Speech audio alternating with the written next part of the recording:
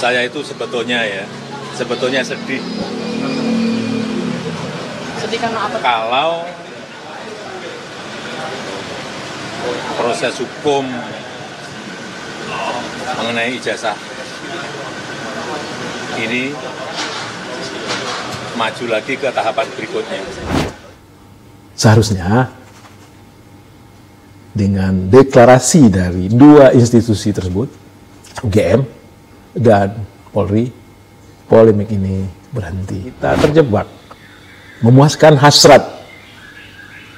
Yang Bang Kicau lihat bukan lagi sekedar hasrat mengkritisi, tapi satu dua kelihatannya sudah mulai kepada hasrat membenci dan distrust terhadap institusi dan siapapun yang berbau Jokowi. Sekali lancung ke ujian seumur hidup, orang takkan percaya. Big data itu udah seperti Rakib dan Atid. Apapun yang kita bicarakan, apapun yang kita nyatakan, bahkan apapun yang kita tonton, itu dicatat dengan yang namanya jejak digital. Ketemu lagi kita di channel yang perlu imajinasi rumah gratis tidak bayar. Subscribe. Assalamualaikum warahmatullahi wabarakatuh. Salam sehat dan bahagia. Hidup hanya sekali, mari bikin berarti. Hidup hanya sesaat, ayo tebar banyak manfaat. Sebenarnya apa yang Bang Kicau mau kicaukan ini sudah bikin sebel, sudah bikin muak, bahkan mungkin saja bisa muntah. Tetapi melihat fenomena yang tidak ada akhirnya, never ending isu, Bang Kicau gatal juga untuk mengkicaukannya. Sebelum kita berkicau lebih lanjut, kita saksikan dulu video berikut ini. Pagi hari ini saya mendapatkan undangan dari Bareskrim dan keterangan atas aduan dari masyarakat kepada Bareskrim, dan saya memenuhi undangan itu. Sekaligus saya mengambil ijazah yang saat yang lalu diantarkan ke Bareskrim dan sudah saya ambil. Apa saja Pak pertanyaan yang tadi diajukan oleh penyidik Pak? Ada 22 pertanyaan yang tadi disampaikan, ya sekitar ijazah dari SD, SMP, SMA, sampai universitas, juga yang berkaitan dengan skripsi, dengan kegiatan saat mahasiswa saya di sekitar itu. Ya. Pak, itu kan tadi sekalian ngambil ijazah, apakah artinya proses uji lapornya sudah selesai dilakukan atau seperti apa? Ya, nanti ditanyakan ke Bareskrim. Boleh ditunjukkan mungkin Pak ijazahnya gitu Pak, ini kan sudah dibawa. Kasih lihat gitu Pak sedikit. Ijazah nanti akan kami buka pada saat diminta oleh pengadilan, oleh hakim. Pak, ini kan tapi di pemeriksaan kali ini sebagai terlapor, nah dari Pak Jokowi sendiri melihatnya seperti apa? Kemarin kan di Polda sebagai pelapor. Ya nggak apa-apa. Saya datang kalau diundang untuk baik diperiksa, untuk dimintai keterangan, ya saya datang.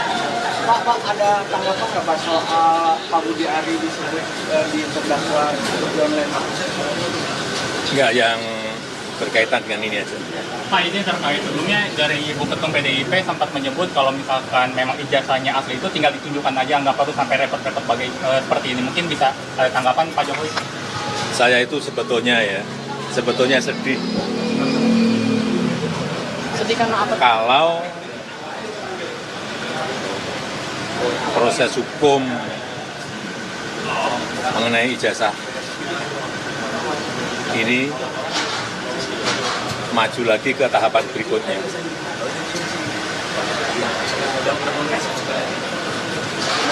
Saya kasihan, tapi ya ini kan sudah keterlaluan, jadi ya kita tunggu proses hukum selanjutnya. Ya, saya rasa itu aja. Ya, teman-teman, itu tadi adalah doorstop wartawan kepada Pak Jokowi ketika Pak Jokowi menghadiri panggilan Bareskrim Polri terkait dengan laporan soal ijazah palsu yang dilakukan oleh elemen masyarakat. Ya, kita tahu bahwa polemik ijazah palsu ini sudah menahun dan sepertinya meskipun UGM sebagai penerbit dari ijazah tersebut telah menyatakan bahwa Pak Jokowi benar lulus dari UGM Fakultas Kehutanan, artinya Pak Jokowi punya ijazah UGM dari Fakultas Kehutanan. Lalu beberapa hari yang lalu Bareskrim Polri juga menyatakan mereka sudah menyelidiki terkait ijazah Pak Jokowi, tak hanya ijazah UGM-nya tapi juga ijazah SMP ke bawah, dan Bareskrim Polri menyatakan bahwa uji forensik yang dilakukan kesimpulannya ijazah Pak Jokowi identik dengan 3 ijazah lainnya yang merupakan ijazah teman-teman Pak Jokowi. Seharusnya dengan deklarasi dari 2 institusi tersebut, UGM dan Polri, polemik ini berhenti. Polemik ini sirna dengan sendirinya. Polemik ini anti klimaks sudah. Tapi ini yang membuat Bang Kicca gatal, membuat Bang Kicca ingin berceloteh lagi. Ternyata tidak, teman-teman. Makin banyak isu beredar dan makin liar. Semua jejak-jejak digital Pak Jokowi yang mereka anggap sebagai kebohongan, semua pernyataan-pernyataan dari orang-orang Pak Jokowi itu mereka counter. Ada yang bilang netizen 62 emang gokil. Ya, itulah yang terjadi, teman-teman. Mereka tidak percaya dengan apa yang dinyatakan oleh 2 institusi yang sebenarnya kompeten untuk menyatakan. Satu, UGM yang merupakan kampus tempat yang menerbitkan ijazah. Lalu yang kedua, Bareskrim Polri yang punya kompetensi melakukan uji forensik. Apa sebenarnya yang terjadi dengan masyarakat kita? Ya, Bang Kicca mencoba mengurai, menganalisis kira-kira apa yang menjadi penyebab distrust, ketidakpercayaan yang tadinya hanya ke Pak Jokowi, sekarang mulai ke institusi-institusi yang dalam tanda petik menyatakan Pak Jokowi benar dalam konteks ijazah. Dan bukan hanya institusi, tetapi orang-orang, tokoh-tokoh yang percaya dan speak up bahwa ijazah Pak Jokowi benar, itu pun dikuliti, diserang oleh mereka-mereka yang tidak percaya. Apa sih sebenarnya yang terjadi? Bingung juga kita. Kok bangsa ini tenggelam dengan isu-isu yang bukan nggak penting ya, tapi remeh-temeh sebenarnya. Ada isu lain yang lebih dahsyat, yang lebih katakanlah esensial, yang lebih elementer, yang lebih substantif, yang harus kita kaji, yang harus kita diskusikan. Tapi kenapa kita terjebak memuaskan hasrat?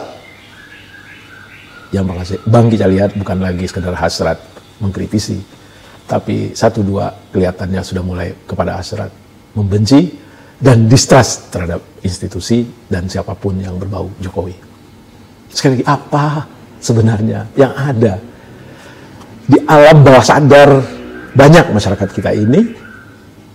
Kok habitnya, kok perilakunya seperti ini? Sekali Bang Kicca mencoba menganalisis. Ada satu petitih yang boomers pasti kenal, mudah-mudahan saja milenial juga paham, Gen Z juga paham. Petitih itu berbunyi, sekali lancung ke ujian seumur hidup, orang takkan percaya. Apa itu lancung ke ujian? Kira-kira sesuatu yang dinyatakan tetapi tidak ada bukti. alias kebohongan. Jadi nomor satu agaknya itulah yang terjadi. Jejak digital demi jejak digital berjilid-jilid tentang kebohongan, dalam tanda petik kebohongan politik Pak Jokowi, itu amat gampang sekali kita saksikan. Gampang sekali. Say it, numberin it. Mulai dari SMK. Tidak akan memunggungi laut. 10 juta lapangan kerja. Akan memperkuat KPK, menambah penyidik, menambah anggaran. Banyak investor yang melamar, berniat, berinvestasi, bahkan angkanya pun disebut 10 investor, 20 investor dari negara ini, 100 investor dari negara ini. Anaknya tidak berminat di bidang politik.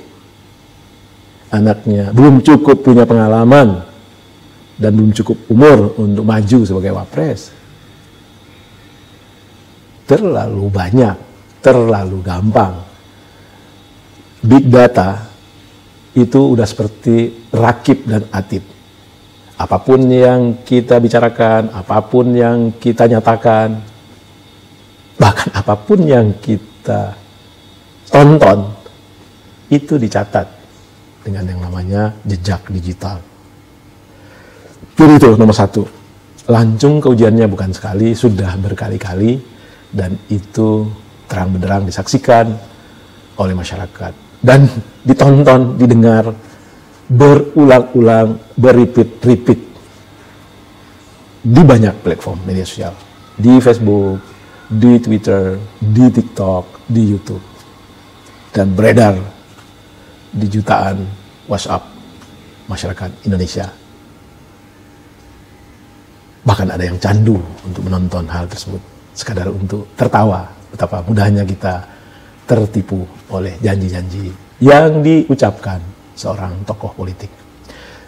Jadi itu agaknya yang terjadi yang nomor satu, bahwa apapun yang menyangkut Pak Jokowi oleh sebagian masyarakat dianggap tidak benar, dianggap imitasi. Lalu yang kedua, menurut analisis Bang Ica, ada satu fenomena baru di era Pak Jokowi menjadi presiden. Apa itu fenomena baru? Terjadinya pembelahan demi pembelahan dalam masyarakat. Dan tentu saja pembelahan demi pembelahan ini akan menimbulkan friksi. Ya mungkin bukan benturan fisik, tapi benturan narasi di media sosial. Mereka-mereka yang mendukung Jokowi itu akan menggunakan segala cara, membangun argumen untuk membela Pak Jokowi. Sementara mereka-mereka yang mengkritisi atau berada bukan di kubu Pak Jokowi akan selalu menarasikan hal-hal yang menyerang Pak Jokowi. Sehatkah ini? Bang Ica tidak bicara sehat dan tidak sehat, tapi fenomena ini baru ada di zaman Jokowi. Dan ini semakin diperparah dengan adanya fenomena baru yang hanya Pak Jokowi lakukan, yaitu memaintain relawannya. Meskipun sudah menang Pilpres, seharusnya yang namanya relawan, begitu orang yang didukung diantarkan sudah sampai di tujuan, ya bubar gitu. Tapi Pak Jokowi memeliharanya. Macam-macam namanya, ada Bara Jokowi, ada Projo.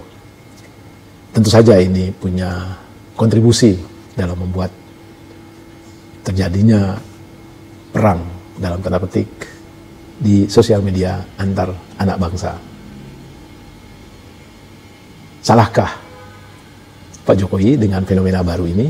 Sekali lagi, ini bukan soal salah dan benar. Ini soal perlu dan nggak perlu. Rasa-rasanya sih tidak perlu lagi seseorang yang sudah sampai di tujuan, ya lakukan saja apa yang harus dilakukannya di tujuan tersebut. Tidak perlu lagi memelihara atau memaintain relawan-relawannya. Kapan sih isu soal ijazah Pak Jokowi ini akan reda, akan berhenti? Ya menurut Bang Ica, ini akan long life, akan bertahan terus. sepanjang cara-cara yang ditempuh oleh Pak Jokowi masih seperti ini. Apa susahnya sih kalau ditanya wartawan mana ijazah aslinya, ya perlihatkan saja. Toh ini sudah pernah dijadikan sebagai dokumen untuk mendukung beberapa kali kontestasi. Artinya itu sudah merupakan domain publik. Dan rasa-rasanya tidak ada alasan yang bisa dijadikan dasar untuk tidak memperlihatkan ijazah asli tersebut. Tidak ada alasan. Apa alasannya kira-kira? Tapi ya itulah. Kita tidak tahu kenapa jalan yang ditempuh oleh Pak Jokowi itu sedikit aneh menurut logika kita. Kecuali memang tujuan Pak Jokowi supaya selalu menjadi buah bibir publik, selalu melekat di pikiran publik, di alam bawah sadar publik, walau alam. Demikian kicau pendek soal anti klimaks. Tidak, masih berkelanjutannya, berlarut-larutnya heboh soal isu ijazah palsu. Salam sehat dan bahagia. Wassalamualaikum warahmatullahi wabarakatuh.